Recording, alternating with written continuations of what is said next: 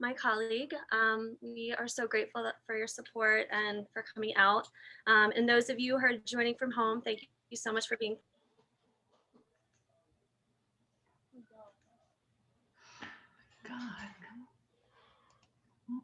Little event for this year. Hopefully there's more to come. But just wanted to give everyone a warm welcome and I pass it off to Rene, Mary Beth, and Vita. Thank you.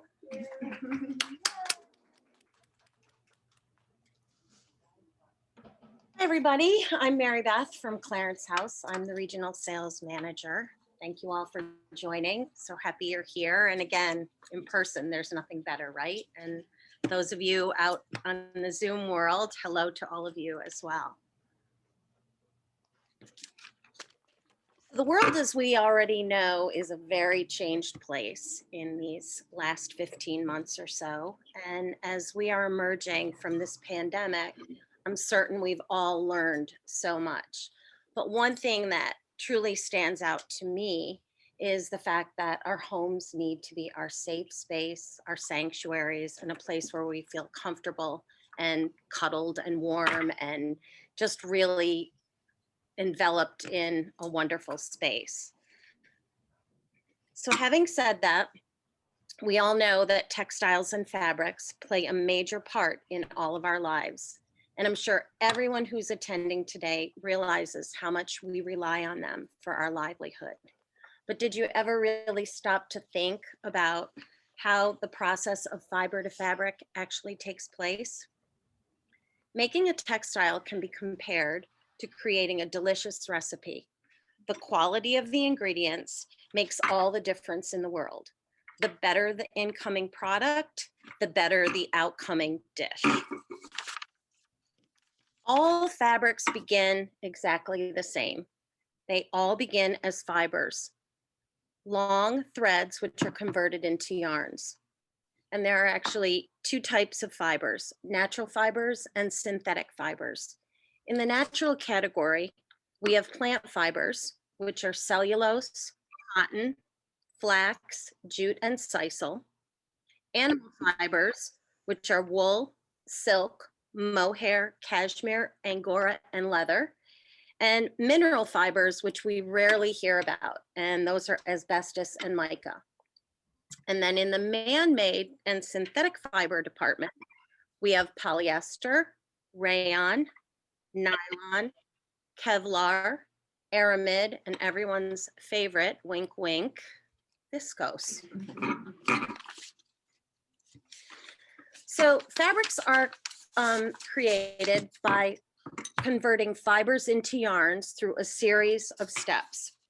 And design students and textile students often spend 2-3 semesters studying the conversion process. We've simplified it, we've really pared it down and made it a little bit simpler for you through a series of steps. So first, the raw cotton, as you see on the left, it starts out in the little tiny bundles. The bundles are cleaned. They are then carded and combed. And basically what happens is they're straightened through a series of combs before they're spun into yarn. Next, bundles are created to prepare it for spinning, and this is called roving.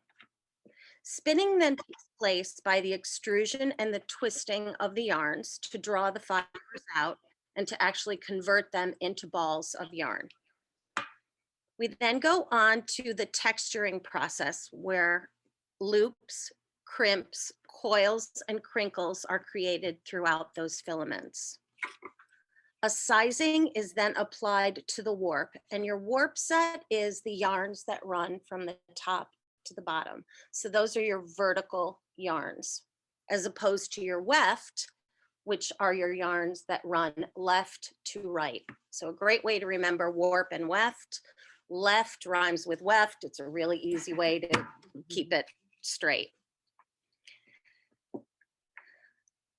The yarns are then twisted into threads, and those threads that are used at the weft are placed onto cones.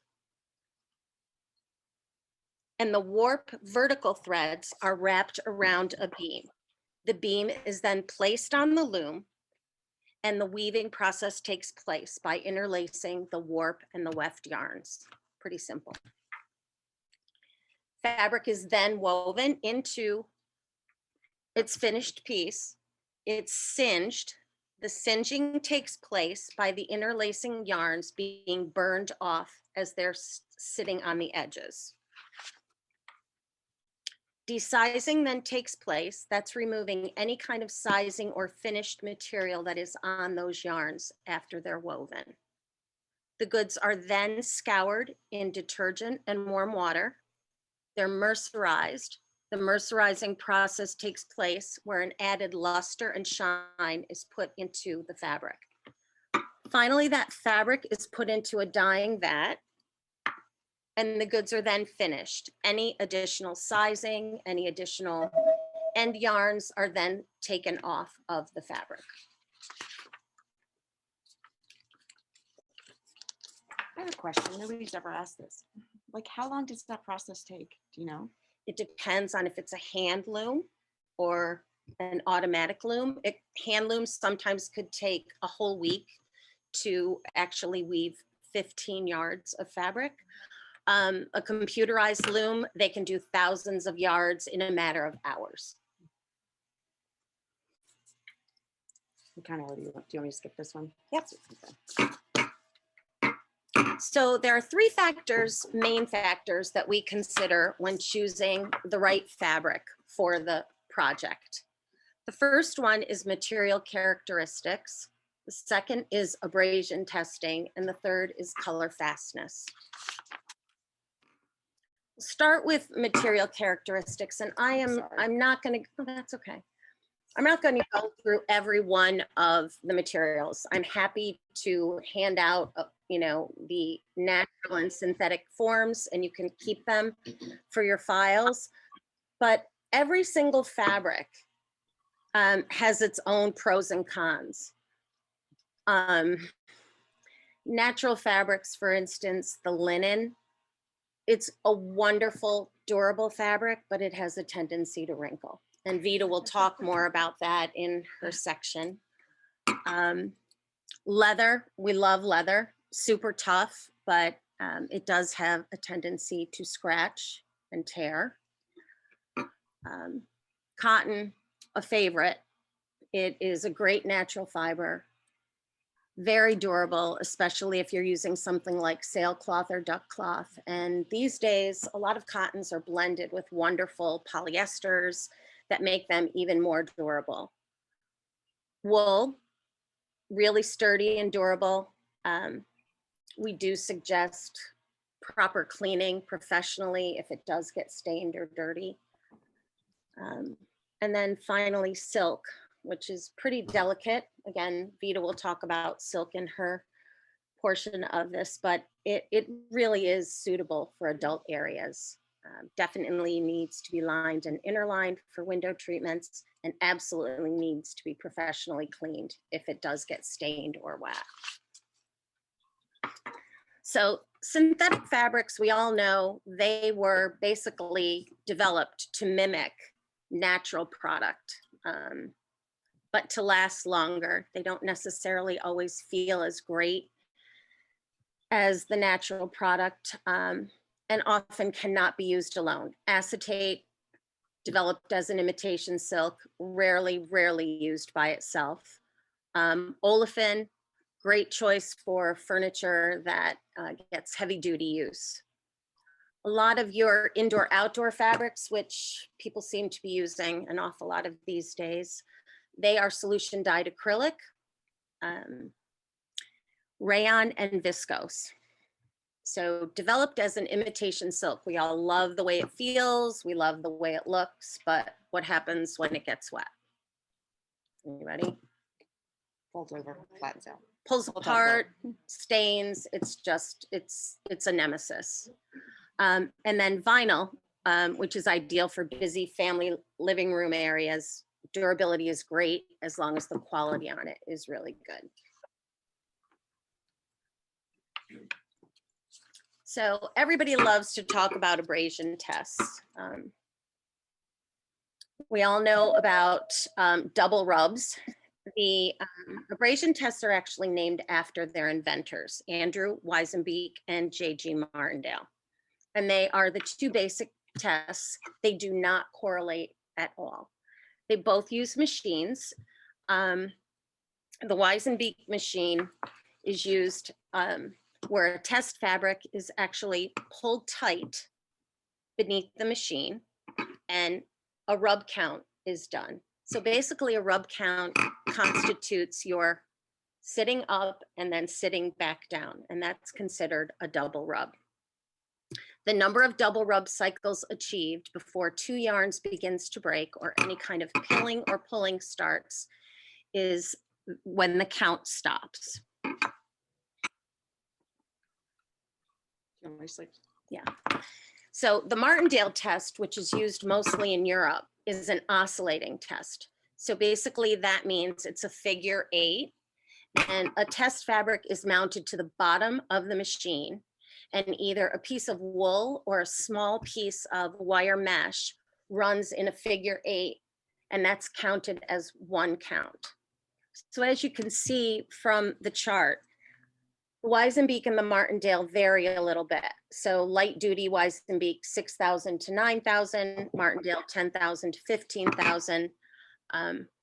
They don't exactly measure up, but you get the idea.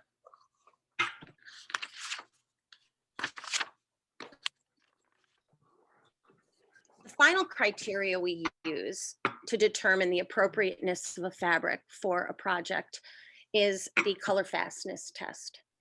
And that is a material's degree of resistance to fading, whether it be water or cleaning or light rubbing. So color fastness to water is basically a measure of a color's resistance to running off of a fabric when it's immersed in water or another type of liquid. We use color fastness to test bedding, pillows, any kind of soft furnishings. Color fastness to water is also important when we're wet cleaning any upholstery. Rene will touch on that in her segment. And then finally, color fastness to light is the measure of the performance of a fabric when it's exposed to any light, whether it be UV light, direct light, indirect light. And it's absolutely a key when you're testing window treatment fabric. Obviously, natural fabrics fade quicker than most man-made. But again, inner lining and lining help that, and Vita will chat about that in her segment. So we'll pass it along to Vita. Vita, do you want to do your own slides? Sure. Okay. I know you're good at that. Vita does a window treatment. Can you take a couple of pictures? Whenever. Okay, which I'm here. Yes. Okay. Okay, perfect. And this is the camera for the Zoom, right? High tech. All right, so hello everybody, and thank you so much. This is so exciting. My first in-person event in over a year, so this is like really pretty huge. I barely fit into my pants. That's okay. But this is truly very exciting. So the name of my company is Vitalia Inc. Window Treatment and Awnings, and we specialize in window treatments and the related products, that being pillows, upholstery, bedding, things of that nature. And we are a comprehensive fabrication, installation, measurement, and project management company as it relates to window treatments. We're located in Bucks County, Bridgeboro, Bucks County, and we service pretty much the entire tri-state area. And we do it exclusively for interior designers. So that's just a little bit about us.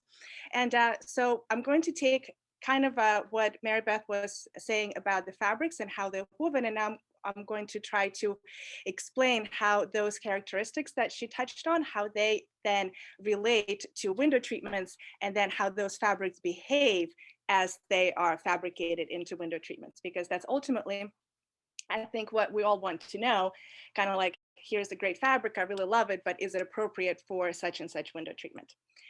So the three main sort of problems that can happen with window treatments or with fabrics and window treatments are billowing, which is what you see in the most left picture. So it just kind of flares out like a prom dress, wedding dress.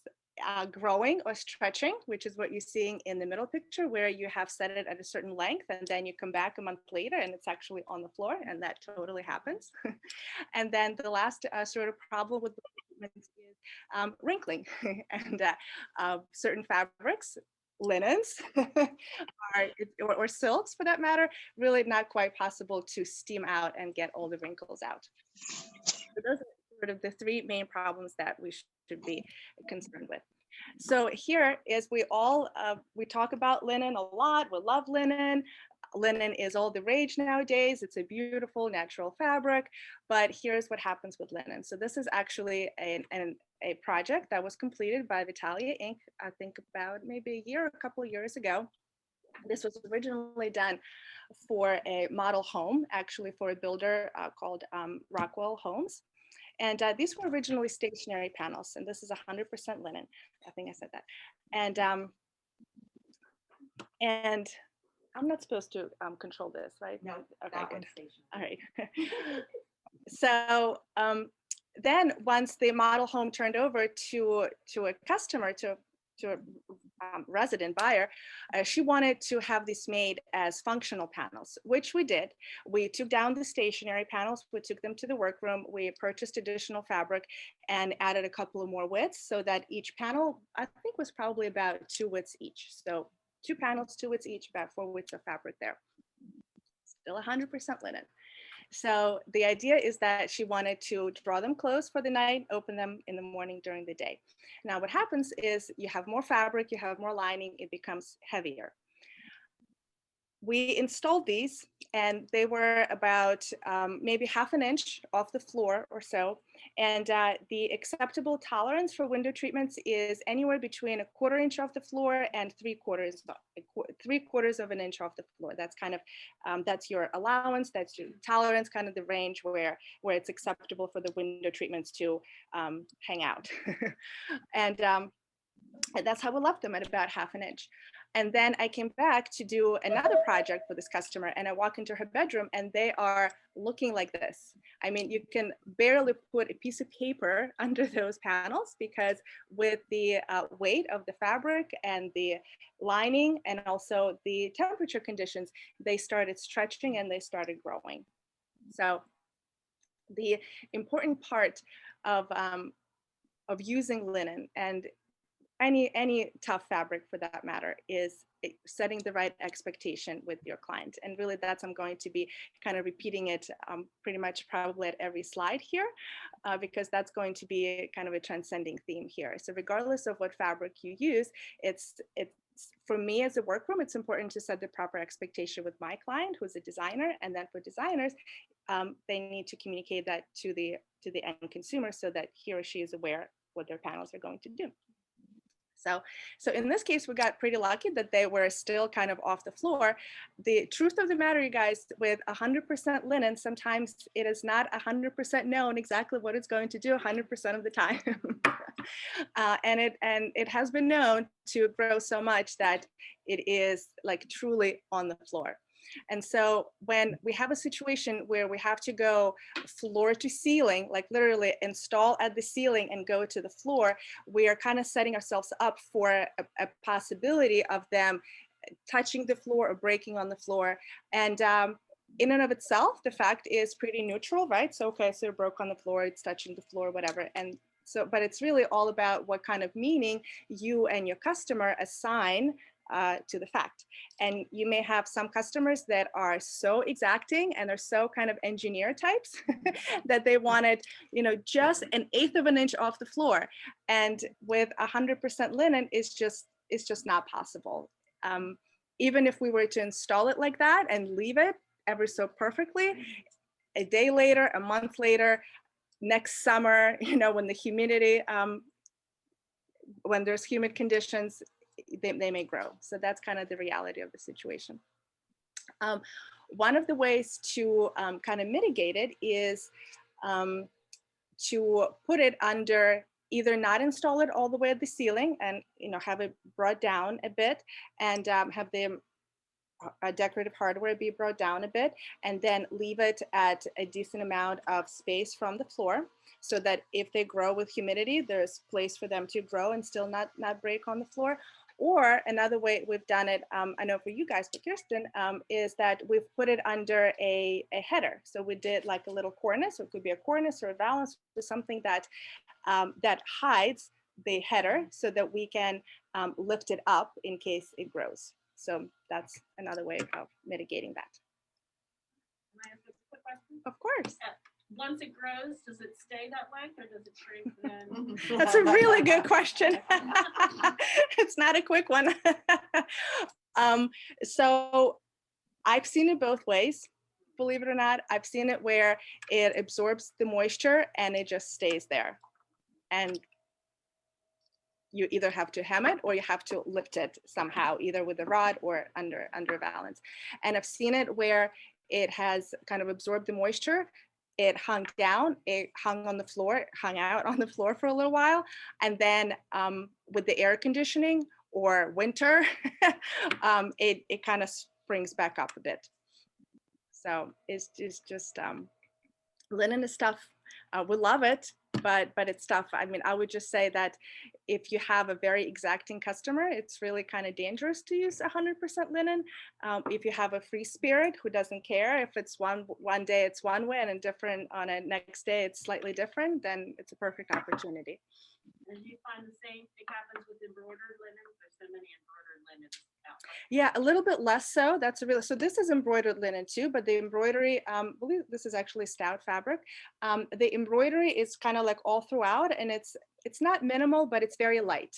So the embroidery does tend to hold the fabric in place a little bit more. It's just like a corset in a way, just sort of like keeps all the parts in place. The heavier the embroidery, I think the more sort of in place it keeps, yet still all the natural fiber that are in there, it tends to pull down and well, rather it tends to absorb the moisture that's in the air, and moisture just pulls down with gravity. So I'm going to jump from 100% linen to 100% polyester. So what's happening here is actually you're seeing two different drapery panels here. And this picture comes to us compliments and courtesy of Debbie Williamson, which is a workroom in our industry, not in this area necessarily. And you will see some of these pictures I've gathered. A lot of them are from our work from Vitalia Inc. And some of them are from some of our colleagues, other workrooms in the country, and I'm using it with their permission. So this particular one, Debbie is really, really creative in dealing with this issue. So the issue with polyester, unlike linen, so the linen, even though it grows and absorbs moisture and all that good stuff, it doesn't kind of flare out necessarily. It really holds its folds. It behaves kind of like a child. So linen tends to behave in that respect. Polyester doesn't really behave. It wants to flare out like a dress in kind of, sort of go like this. So it's really difficult sometimes to manage that quality of it. And so what Debbie did in this situation, actually, let me step back a second. So you're seeing two panels that are kind of side by side, but you see that the right side is really flaring out and the left side is nice and neat and kind of managed. What she has done, and it's really quite ingenious, what she has done is she used a wire and she sewed that wire into the bottom hem. Isn't that kind of cool? Really cool, really. Yeah, super clever. I personally have never used that technique yet, but I can see us doing it if we dealing with the fabric that is, just doesn't want to do what we want it to do. Does she bend the wires like? That's exactly it. It's like so she used, like, she bent it in sort of an S curve like this. Yeah, and that way it's the drapery panel holds the shape up at the top where the pleats are, so that's not usually the issue. The issue is at the bottom, so by the time it comes down, there's that flaring effect. And so it's really the bottom of the drape that we have to manage. So with bending the wire, she was able to really control the fabric at the bottom. So the only thing to keep in mind here is you can't quite use it on functional draperies.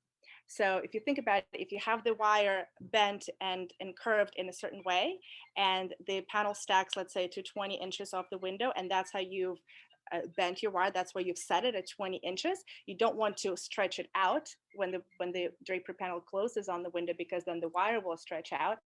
And if you bring it back, the wire isn't so easily brought back. You really kind of have to play around with it. And that's up to installer to do that. So this technique is really great and creative and clever, but it's really mostly appropriate for stationary panels.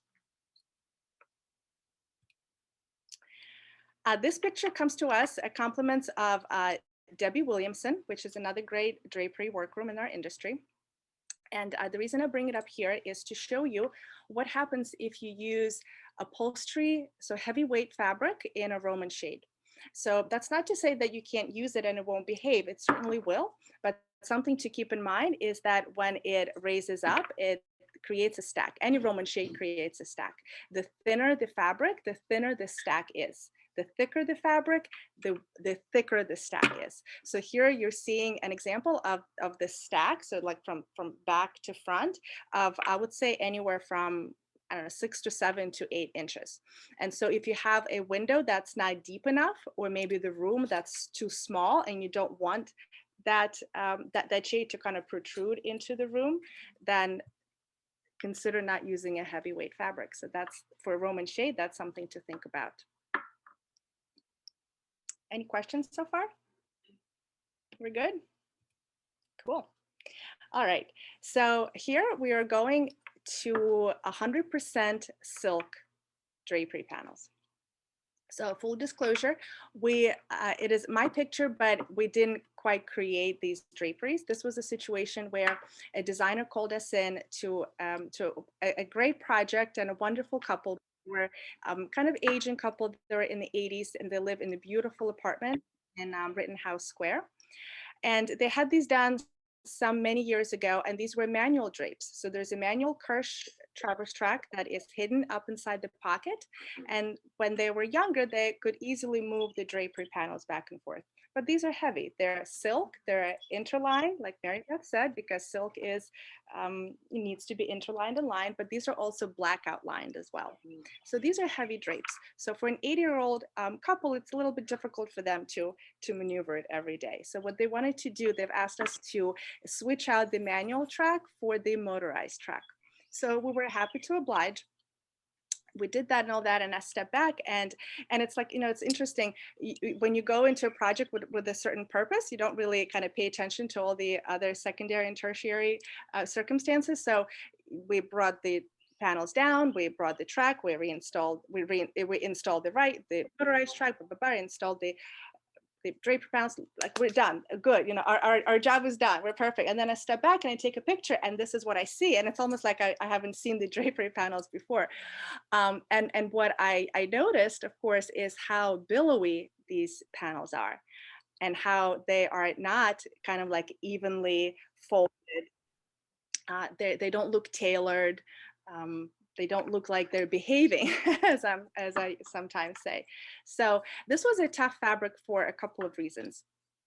So first of all, it's silk, and silk kind of by its nature, it tends to flare out and pucker out. So again, think of a prom dress, right? So you just you know, like an A-line, a perfect style for any kind of, you know, silk garment for a person or a window is an A-line. So this is kind of what it's doing here.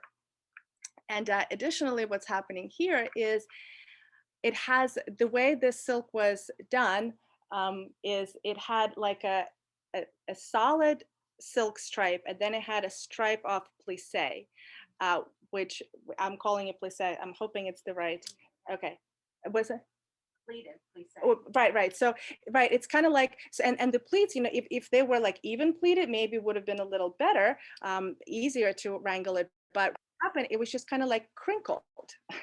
So between the silk nature of the fabric and the crinkling of every other stripe, that's where you got this really, you know, this effect of flaring out. So this is just to show you that if you choose a silk fabric, this is what will most likely happen.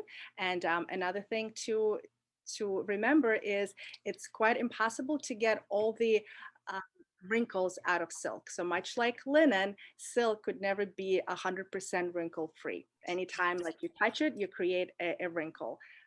You try to steam it in one area and then another area gets all puckered. So in and of itself, again, any fact is a neutral fact. It's really about the meaning that we assign to it. And so you may have customers that love it. They love the wrinkling fact. They love the beautiful natural look of linen, say, because it also wrinkles. And then you may have some other customers that are ever so, and they want everything to be ever so. And so we know that we have to be psychologists sometimes in our jobs. And so reading the customer and reading the situation and the family dynamic and what the husband and wife or the two partners like and don't like, and you know what may create conflict. Certainly don't want drapes to create conflicts in the families. I bring this picture up, next one, because not so much about the makeup of the fabric, but to show you that we have to be very careful about lining draperies and knowing how to properly line it so the pattern comes through.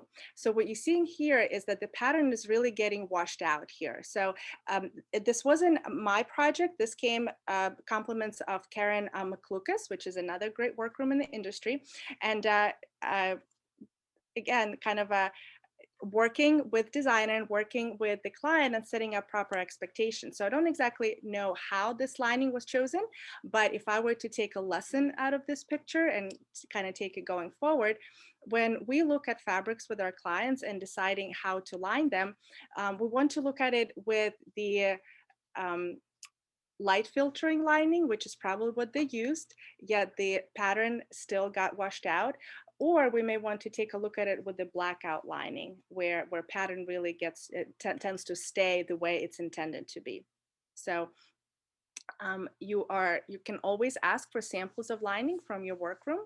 And you can, if you don't have a sample of lining, you can even put a piece of print paper behind the fabric swatch and kind of get an idea of what it would look like lined. It's also really important to put the fabric up to the window. So we often choose fabrics by looking at them kind of down or putting them against the rug or the furniture. And that's all great. That's fine. We certainly should do that. But yet additional step to take is put it up against the light and really see how fabric and pattern behaves against the light unlined. And then you put a piece of print paper behind it, and maybe you want to put a couple of pieces of print paper, and that serves as your pseudo blackout lining. That way you can see how much light comes through or doesn't come through it. So I put up this next picture just to show you that this looks like a flat piece of fabric. What this is actually a Roman shade in the making. This is a sheer fabric. And I want to remind you guys that practically all Roman shades have some components behind it. Okay, and if you have sheer fabric, then these components will be visible. So you may decide to line your sheer fabric with the sheer lining because you want to have that very sheer and gauzy effect. And that's great. That could be a great design choice for you and your customer. Just something to remember. And again, it's all about setting the expectations and kind of knowing and envisioning what will happen once the window treatment is installed. So remembering that for Roman shade, on a sheer Roman shade, all the components behind it will be visible. And here specifically, you're seeing you're seeing the strings that go through the rings, and you're also seeing ribs. Ribs are these lines that kind of go like that on the diagonal. They're essentially kind of weight bars, or the term for them is ribs. But I sometimes refer to them as weight bars, and really what they do is they create the weight in the shade. So when the shade folds up and goes up on the window, those folds are nice and even versus kind of like being all wavy. So that's what that rib adds to the Roman shade. So if it's any other solid fabric, you can barely see it, but on the sheer, you definitely can see through it. And the same thing with using it on using sheer fabric on a valance, which would be the next slide for our Zoom listeners. And so something to think about here, again, all the components behind that valance, all of those are visible in a shear valance. And by itself, again, it's a neutral fact, and your customer or you as designers may look at this and say, I kind of like it. I like the shadow variations. I like that it looks different against the window versus against the wall. I like that you could see some of the things happening behind it.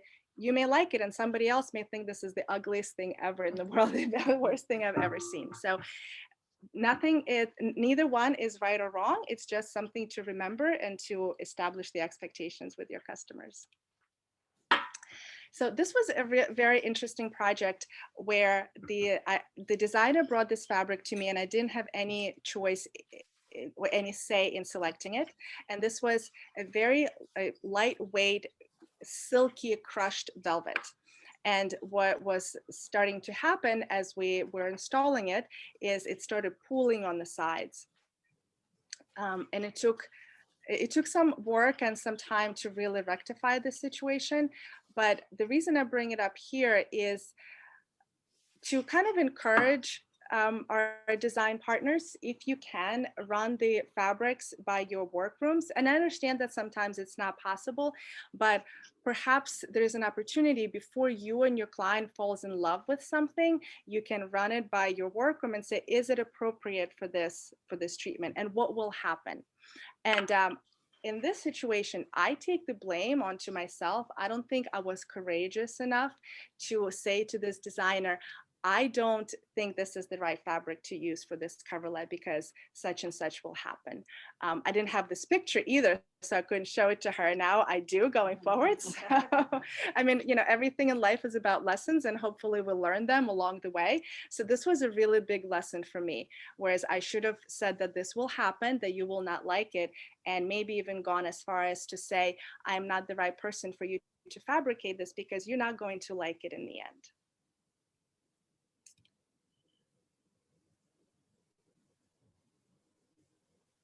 I want to tell you about this situation that may happen. And for our Zoom listeners, we can go to a couple of slides over. It's called the Unlined Linen Sheer with Banding. Just one more. Yeah, perfect. Yep. So when we have a sheer fabric used for a drapery panel, and then we add banding to it, what oftentimes happens is that, and it's called leading edge, so it's adding banding to the leading edge, that leading edge tends to kind of jump up or ride up or smile, we also call it. So sometimes we refer to this as a smiling panel. I hate smiling panels. I love smiling, but not in my panels. So when the banding is applied onto the drapery and it's a straight stitch on the machine, as it stitches down, let's say 100 inches of the length, or 110 or 120 inches of the full length of the drapery, it kind of intermittently pulls up just a little bit of that fabric. And even though each stitch may pull up like 1/10 of a millimeter, by the time it goes through the 120 inches, all of these tenths of millimeters add up to about like 1.5 inches. So you can see how this leading edge is about 1 inch to 1.5 inches above the rest of the drapery panel. So this is a really known issue, and it can happen to anybody. It doesn't mean that your workroom is doing a bad job for you. Sometimes it has to do with the setting on the machine. Sometimes it has to do with the type of the fabric. Sometimes in this situation, it's also the difference in weight between the drapery fabric, which was a very light sheer, and the band was very heavy. So when the machine grabs both fabrics, that like grabbing and pulling gets a little bit more. So it tends to happen a bit more. So there's a lot of factors that can contribute to this, but at the end of the day, there's still a difference of at least 1 inch between the drapery panel and the leading edge. So what do you do with it? And so an experienced installer, since we know that this happens, an experienced installer will steam it out. The one thing that we can do in the workroom is, instead of using a plastic thread, we always use a cotton thread, because with plastic, you can't really steam it out. There's nothing you can do about it. But with cotton again absorbs moisture, and it can be pulled out. So so that's what the installer would do. And you can see in the bigger picture that the length was fine eventually, but in this insert is how it first, when it was first installed, this is what happened. So the installer ultimately steamed it out. And then finally, I just want to show this one picture where we used a blocking technique. So we usually think of blocking technique in terms of horizontal blocking. So you have a drapery panel, you have one fabric at the top, a different fabric in the center, or at the bottom. So that's two-part blocking. There's also three-part blocking: top, middle, and then bottom. Well, that's horizontal, but there's also vertical blocking, which is what this was. This was a very interesting project that we did for one of the local designers. And this was in Phoenixville in a restaurant. And this was a divider for like a meeting room in the restaurant. And what's happening here, so he used various fabrics for each part of the blocking, but one of those fabrics was 100% linen, and that's the piece in the center. And this was huge. This was, I think, like maybe 20 feet wide and something like 15 feet tall. So this was a really huge, super heavy panel. And the middle portion of where the linen was, it started stretching out quite a bit. So we stopped steaming it right away. So it just stayed wrinkled, which wrinkled was better than much longer than the rest of the drape. But the lesson here is, if you do want to do blocking for your project, then try to find fabrics that are comparable in their nature and their makeup, so that they behave kind of equally and equitably between each other. So that's the idea. I do, actually. You're wonderful. Thank you. I do. The sheer with the trim, the smile, I'm very familiar with that. But does the choice of trim make a difference? Something like a style or composite? It does. Like in this situation, the trim was much heavier than the fabric, which actually, as I say it, on one hand, you may think, well, if it's heavy, it should like pull it down, right? But it doesn't, because when the machine stitches, when you do a straight stitch, and the machine grabs the shear and the trim, like I said, it just it intermittently pulls it ever so much, and that's how the smile happens. Like, I'm just thinking, what suggestions can I give to you in terms of finding the trim and the fabric? I'm sure, right. Yeah. At least you understand it better though. But right. I mean, I think, Pre-made trim, or yeah, it's a band, like a band? yeah, pre-made band, right? I mean, I think if you can try to select the fabric for the drapery and the trim that are somewhat of an equitable weight, that helps. It doesn't preclude 100%, but it helps some. And again, it's just knowing that it can happen and expecting it sometimes to happen. Yeah. If you were going to do a blackout on a panel, is it best to avoid something with a white background? Are most blackout linings gray, or are they maybe white? So blackouts, there are different types of blackout linings, actually. That's a really good observation if you've seen both colors. They have seen them in both. So at my workroom, we use actually three types of blackout linings, but only two types for drapery panels. The third one we use for valances. The two blackouts that we use for drapery panels are Silky Blackout from Angels. Angels is a company that supplies a lot of lining, and it comes in white, white, ivory, and some other colors, but it's white. There's another blackout lining that I really love because it drapes better than linen and better than 100% wool. It's a very drapey blackout lining, which if you've felt a blackout lining, it tends to be kind of stiff on the stiffer side. And so anytime I can use this particular blackout, and the name of it is Gemini blackout lining. It comes from a vendor called United Supply. That's where we purchase it from. And Angels, who is purely an lining vendor, doesn't have it actually. So this really, even though they call it silky blackout, it still has a little bit of a stiff qualities, or at least it's not as drapey or drapeable as this Gemini that I really love using for my draperies. That one actually, they call it white, but it's on the gray side. Yes. So yeah. Avoid a white background then? So what I would do if that's what we really wanted to do, what we've done is we've sent samples of linings to our designers, or if we have an opportunity to meet on site with the swatch, we would have a sample of it and we would just kind of hold it against the light. So go through that whole exercise and see what it looks like. But yeah, I think the point that you're trying to make, you have to go through all those steps. Yes, you can't just assume that that a white fabric won't show through the lining. Yeah. I know. I'm taking up your time. Any other questions? No, it's fine. Okay. Any other questions, guys?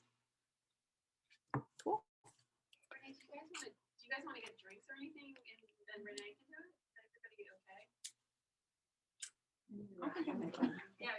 But yeah, if you want. Yeah. I'm good. Thank you. This was great. Probably needs lunch too. I'll do it later.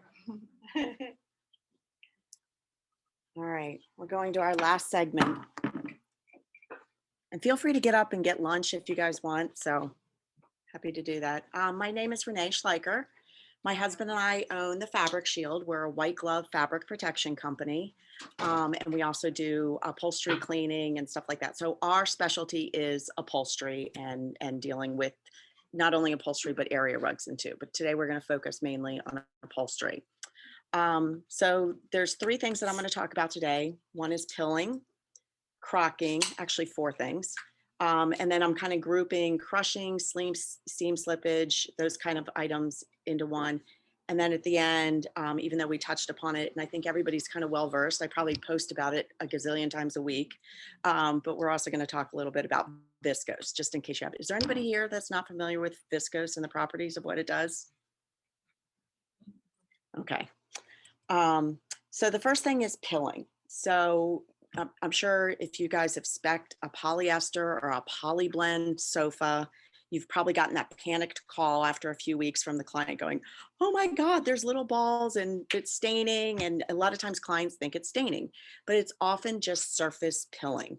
And it happens when, there's friction on the surface, those threads are kind of poking up and they roll into like little balls, and they'll catch even the dye from like indigo jeans or from pink sweatpants or whatever.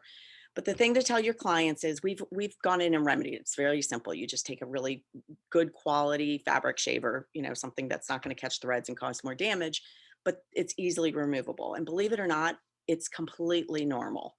A lot of polyester blend or pure polyester sofas or even like some wools will go through some pilling.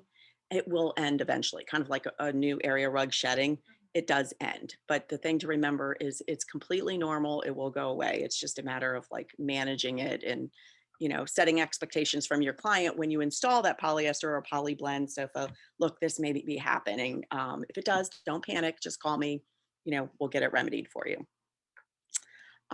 Mary Beth also talked about abrasion testings. So that's the next slide on this. So the important thing to talk about with abrasion, she talked about the two different tests is, my notes here, I always get noticed. With abrasion, there's different levels of thickness of upholstery grade fabrics when you're selecting it. But the really important things to consider is look at your clients, look at their lifestyle, look at the room that it's going in. If you pick a light grade upholstery fabric, it might be great for that family has well-behaved children. We're going to use the term behave, well-behaved. Behaved is the key word, I think, today. But I've known some clients that are adults and they're very hard on their upholstery, if they entertain a lot. And then also looking at the upholstery piece itself. Does it have more curved lines? Obviously, fabric's not going to be as tested with those because it's not going to be stretched. There's not going to be stuff bumping and rubbing against those hard edges. So you just really kind of need to look at your clients, their lifestyles, and then the fabric that's going on that piece. You know, if it's a round ottoman, it's obviously going to be more forgiving than that hard cornered sofa. And then there's a quote that I ran into, was kind of researching this, is there's not a fabric on earth that a squirrel or cat cannot destroy. So that being said, you may think you picked the right fabric. It's durable, it has this many double rubs, blah, blah, blah. You put it on a round piece and something can always happen. We have seen like the freakiest things, like how the heck did this happen in this house? So nothing is impermeable, but it's about setting expectations with your clients. You know, if there is a fabric that's a little bit more delicate, or, you know, just saying, hey, we need to be careful with this piece, or just be mindful, watch these corners, that kind of thing. Again, color fastness was touched about, but I wanted to talk about it a little bit more in depth. This is the time of year because everybody's going back to their shore houses and they're, you know, sitting on there with their dark jeans on their light pieces or their wet bathing suits. So there's two types of issues that happen. There's dry crocking and there's wet crocking. And they're so common, especially with all these light sofas that are being spec'd right now. Fortunately, we've been able to remedy situations like this pretty easily. The situation on the left was actually my client had hot pink, I forgot what brand it was, but sweatpants. And she got her new furniture delivered, you know, before we had actually gotten in there. And it was dry crocking. The pink dye from her sweatpants actually transferred from her getting up and sitting down onto her piece of furniture. So that's really common, something that can happen. So just kind of thinking about too the lifestyle of your clients, you know, if they get that nice piece of furniture, that might be something you might want to warn them about, like, hey, this can happen. It's a common occurrence, you know, but you might want to be mindful if you're wearing really bright, you know, clothing that can then transfer. And that being said, so that was a dry crocking. And then also the sister of that is wet crocking. So if somebody, the example on the right was actually a client. He had leaned up against his counter. This is the story we were told. He had leaned up against, by the wife, who was like very angry, by the way, had leaned up against the countertop and had gotten the back of his pants wet, unbeknownst to him, and then sat on the brand new sofa that literally had just been installed like the night before. And he got up and there was the dye transfer from it. So that's kind of an obvious thing that you think would happen too. But again, you know, something to note with your clients if you're speccing light fabrics is, you know, if your kids come in with wet bathing suits, or my kids notorious going to the gym and with their sweaty behind sitting on the sofa, which like bothers me to no end, but it happens. So. Do you find this on performance fabric as well? Oh yeah. Performance fabric is great. It's a first line of defense, but it's fabric. It will get dirty. It will. It makes it probably cleaning it initially easier, but actually the fabric on the right for sure was a performance fabric. It was a Krabbit performance fabric. And we went in and like performance fabrics are good for like light things, but they're going to get dirty over time. I can't tell you how many times we've had to clean up like dog oil stains at the bottom of sofas or even on cushions if they let their dogs, because the oil transfers in the dirt from the dog and it gets deeply embedded in there. And that's not something a client can get out themselves. So, but yeah, but they are good, but it happens to any fabric. So. And you got that out? Yeah. Yeah. We have a little tricks up our sleeve. Good to know. We've been very lucky with it. I have So to mention that we've had you guys come and do stuff for us in the showroom too, and beautifully too. I've rugs. I know your husband came. We had the chlorophyll, or yeah, that was a crocking from a leaf, that was from great. leaves. Yeah, Yeah. it was over in the fall, and you guys did such a great job. Yeah, that was really interesting. We actually, I think one of the girls kind of figured it out a couple days later. Yeah. But somebody had tracked leaves in or on the bottom of their feet, and the chloroform from the leaf transferred the green. Yeah. In multiple spots. And it looked like ink. It looked like ink, bright blue. Yeah. So that was a really interesting find. That was something we had never come across before. Yeah. But we got it out not knowing what it was. That was interesting. I'm not sure we would have done it differently, but yeah. Some other things to consider when you're selecting fabrics for upholstering And this, a really good upholsterer is going to be able to kind of speak to you. We're more about like stains and and keeping things clean and kind of resolving issues than stuff like this. This isn't really stuff that we can help, but there are some things like breaking strength. So if you get like a weaker fabric or like a loose woven fabric, if they're not sewn right or they're not backed right, they can actually pull apart and you'll get seam ripping. Those are things that we kind of are mindful of if we're cleaning something and we start seeing something that's not behaving right, like we stop immediately because it apparently, either is older or maybe the upholstery job wasn't as appropriate as it should have. But luckily we don't see this stuff a lot, but when you take a piece or you're having a piece made, it's just something to kind of think about and make sure that you ask the upholsterer about to make sure that those issues aren't going to happen. Okay, now everybody's favorite, viscose. So the clients always fall in love with viscose, and we often have designers go, what do you think about this? Or viscose is a natural fiber. It's made from bamboo silk or bamboo. And it's also, there's other types too, plants that they can actually, but what happens is it's not like cotton where they take it and extrude it into a fiber where it's already a fiber. They actually melt it down. So it becomes a liquid and then they extrude it into a fiber. And because they melt it down and they make it a fiber out of something that's not a fiber, it's really weak. It's soft and pretty and has this great texture. But the problem with it is over time, like even just walking on it over time, because it's a weak fiber, we've been called in where people think their area rug's dirty, and it's not. It's actually the fibers kind of just folding over and flattening out, and then it gives a light distortion that makes the area rug look dirty. So the same thing, when you spec things on viscose onto sofas, they stand up, they look really pretty, but they will crush. Like we've even gone in where we're going to protect new furniture and we pull the back cushion off and you can see that distinct line from the seam from where the back cushion has been sitting that has already created that mark. So, again, setting expectations. If clients know that it's going to behave that way. I remember my parents had this old vintage velvet sofa that kind of had this natural crushing, and that was kind of the look of it. But clients today don't really seem to like that look. They want everything perfectly symmetrical and everything. So you really kind of set expectations with this fiber if you're going to use it, because it will, once it crushes and folds over and flattens out, it's almost impossible to get standing. Like it won't ever stand up the way it was. You can kind of remedy it and fix it, to where it looks better, where you're not going to walk in the room and go, oh my God, what happened? But it will never look like it did before. That being said, I would certainly use viscose. I have viscose pillows. I know they're going to crush in different spots, and I'm okay with that. There are some viscoses that are okay to use. Don't walk out of here and say, Rene says it's okay to use viscose. You have to look at the pile and the weave. So the higher the pile, obviously, like a flower, like tall stem roses, when they fold over and flatten out, that's kind of viscose.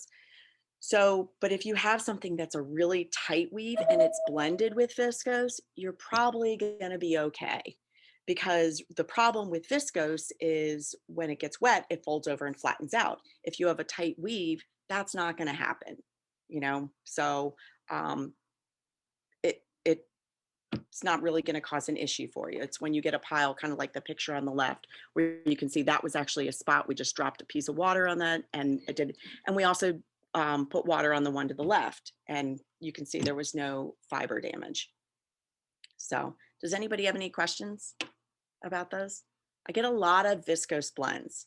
The more blend you can have and the less viscose, the better. So I'm not saying don't ever use viscose. It's really kind of looking at the content of the other fabrics it's being used with, and then test it. I mean, a lot of you have the fabrics in-house or can get a little swatch of it.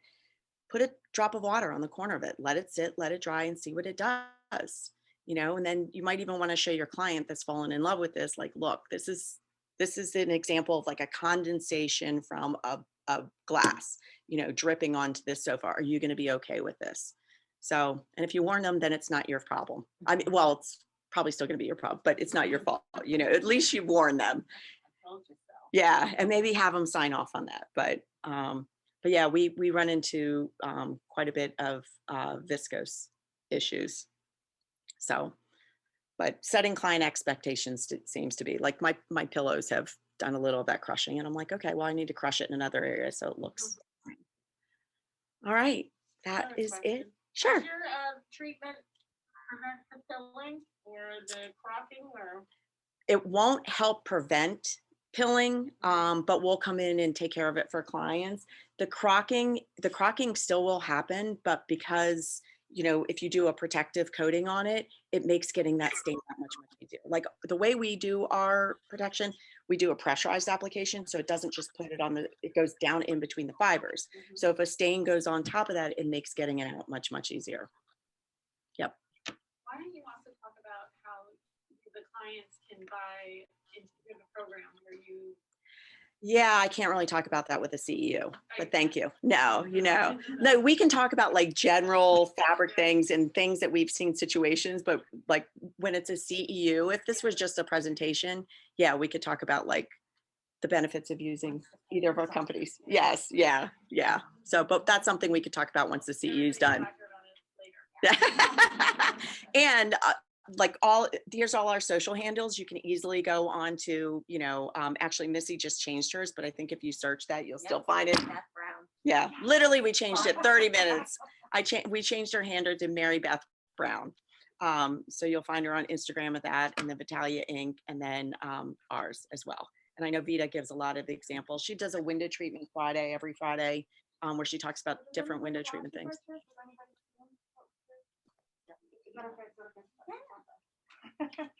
So, do you want to come over here and talk about it? So people on, yep. It's really. Yep, I think it's still on. It's still on. Okay, so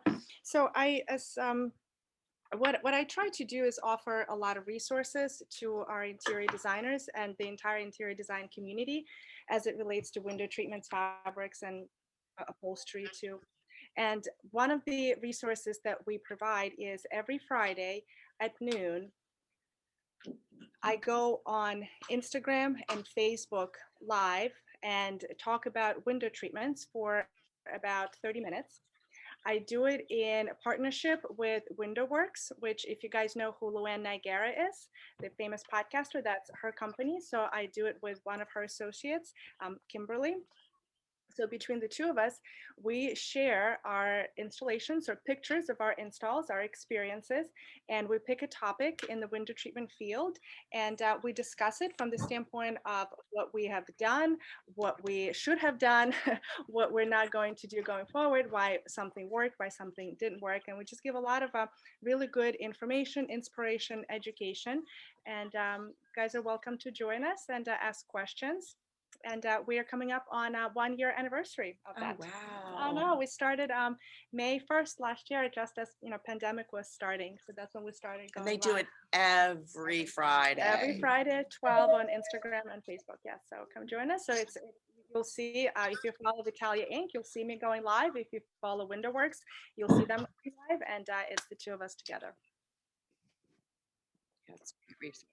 Thank you.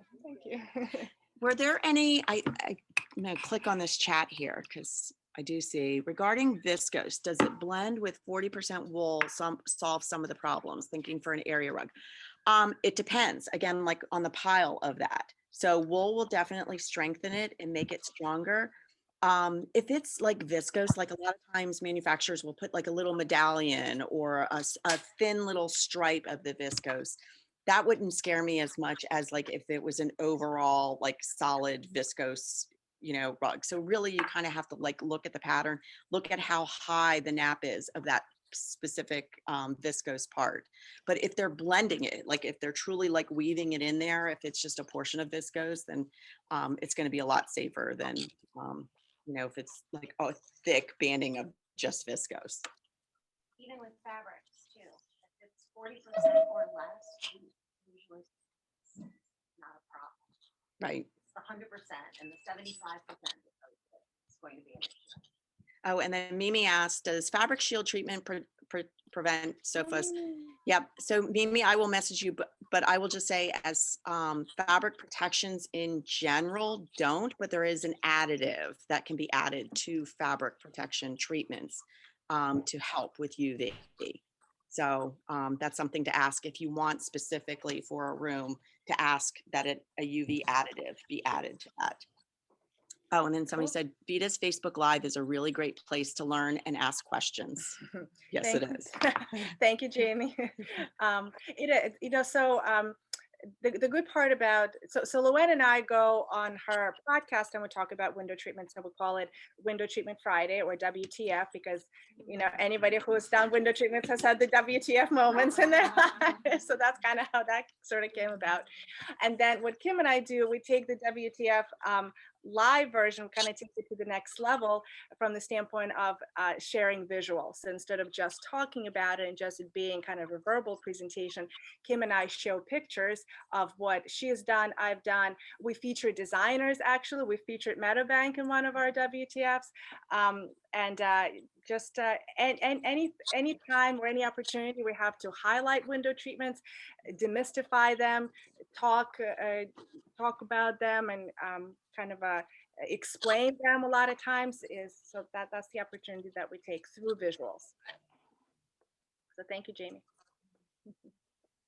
I don't do window treatments, but I like watching because I've learned a lot. No, they're great. What other questions do you guys I have? think you guys should also highlight about the viscose. It's also the same with carpet.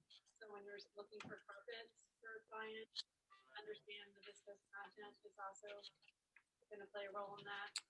Yep, says the woman who sells from a showroom. That's a great point.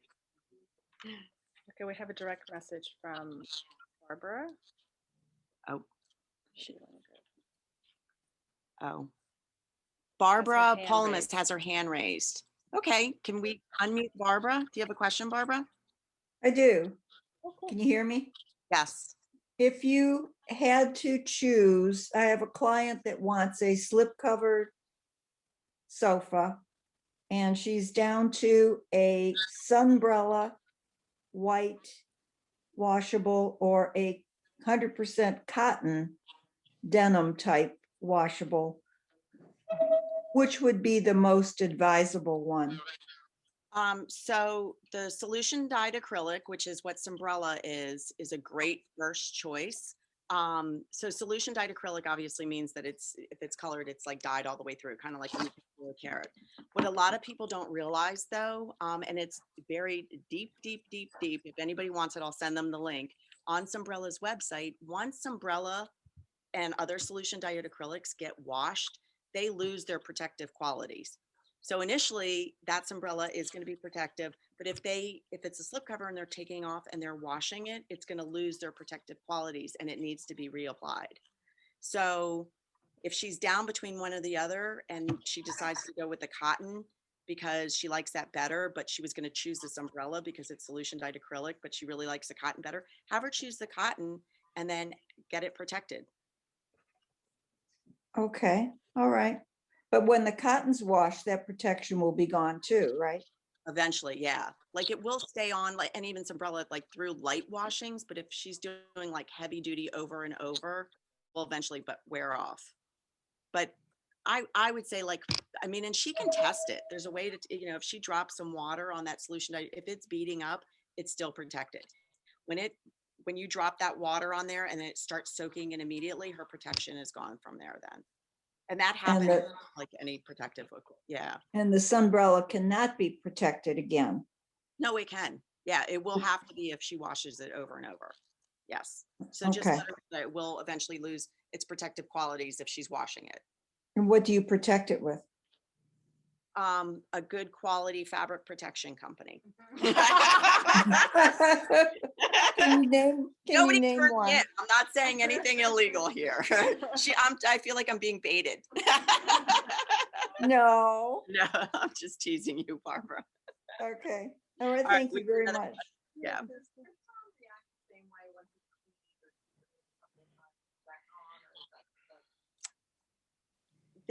I can't find anything on their website that says that, but I have seen it because we've had clients like where they get a brand new Krypton sofa and like something catastrophic happens and we go in and we're like, whoa, you can tell right away when we put the water wand to it that it's protected, right? Or it doesn't beat up and they've had it for a while. So Yeah, but I can't find anything on their website. So I think it Yeah. Yeah, it has to. So it sounds to me like everything wears off with time. You just have to reprotect it Right. every so And often. just even natural elements like Sure. the sun coming in will help fade it off, even if they're not Life using it. happens. Yeah, exactly. Nothing is permanent. Right. Right. So, all right. Were there any other questions? Okay. Well, you guys are always feel free to DM us, email us. Mary Beth mentioned that she has a handout on the different fabric qualities, you know, if you ever want those. I know a lot of you guys bring in new designers and stuff into your firms. It's a good learning tool for them. And then also have them watch WTF. Yes. will we get a copy of the grades? Yeah, we could do that for you. Yeah. Yeah, absolutely. And Here for credits, you will also. right. Yep. And then what Danica will actually give us the recording, and then I'll put that on YouTube and then send everybody the link for it as well. So, okay. Cool. And I feel bad for you guys watching at home because there's an amazing lunch that DTR put out for everybody. Oh, I So, can't wait to have some. and we did do a little showroom tour earlier. If you guys on Instagram Live, if you want to tune into that. So, okay. Thank you. I'm sorry, what's that? Oh yeah, downstairs. There's gift bags on the T-boat across from